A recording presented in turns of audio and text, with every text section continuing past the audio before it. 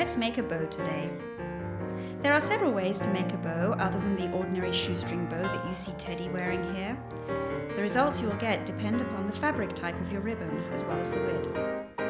At Over the Moon Ribbons, it is our opinion that the most important part of making a bow is the twisting and scrunching in the middle of the bow. Wired ribbon is easy to work with. Since Christmas is approaching, we thought we would demonstrate a bow for a wreath. If you will be placing your wreath outdoors, be sure to choose a ribbon that will hold up to the weather. Otherwise, the sky's the limit. Now, let me show you what you will need to make your bow. This is a wired ribbon from our Christmas collection and it's called Harlow Glitz. The second thing you need is wire or chenille stems, commonly known as pipe cleaners. The third thing you need is a pair of very sharp scissors. It's important that they are sharp to avoid ragged edges at the end of your ribbon. Let's begin by cutting a length of ribbon 10 to 18 inches long. Now I'm tying a knot in the centre. You'll understand what this piece of ribbon is for at the end of our demonstration.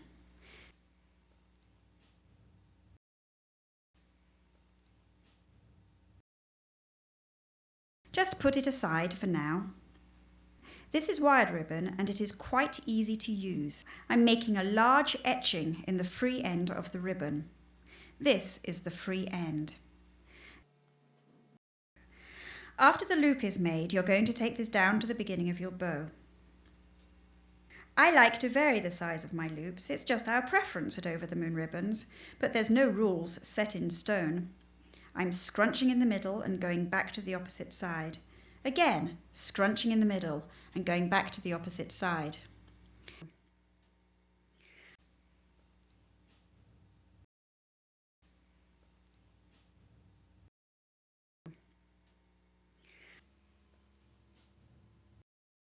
Now I've made 3 levels of loops. I'm going back to a little bit smaller loop. A little bit smaller loop. This is going to use approximately 4.5 yards of ribbon. If you're using a thinner width, you won't need quite as much.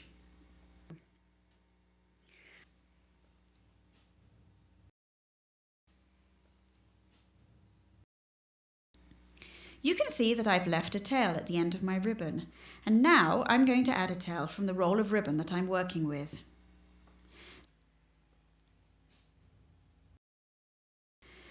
Make sure that when you wire it together, that it will be gathered by the wire and not fall free. Here's the wire. We're wiring it up, and here's a very important tip, that you make the wire or chenille as tight as you possibly can. Remember that piece we cut at the beginning and put aside? Just take that piece to cover this little piece of wire that is showing in the front. Simply tie this piece in the back like this. I'm just going to trim that piece since it won't be showing. We finish our ends at Over the Moon Ribbons with something called fishtailing. Simply fold your ribbon in half and cut away from you. The results should look like a fishtail.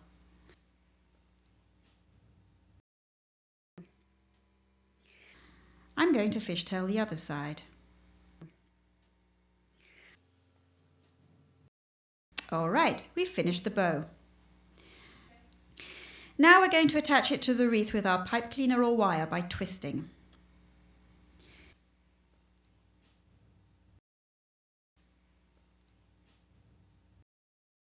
Here's the same bow, but a different kind of ribbon, McGregor from our tartan collection.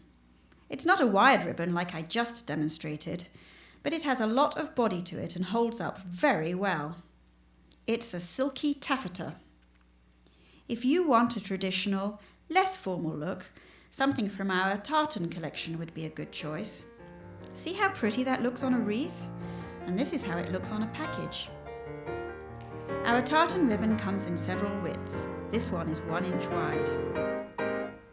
Another great idea for wrapping is to add embellishments to your bows. Here we've added little berries. And on this one I've added peacock feathers to coordinate with a double bow I've made out of 2 bows from our Christmas collection. I hope this was a help to all of you, and I wish you a joyful holiday season. We would be happy to see you purchase your ribbons from overthemoonribbons.com.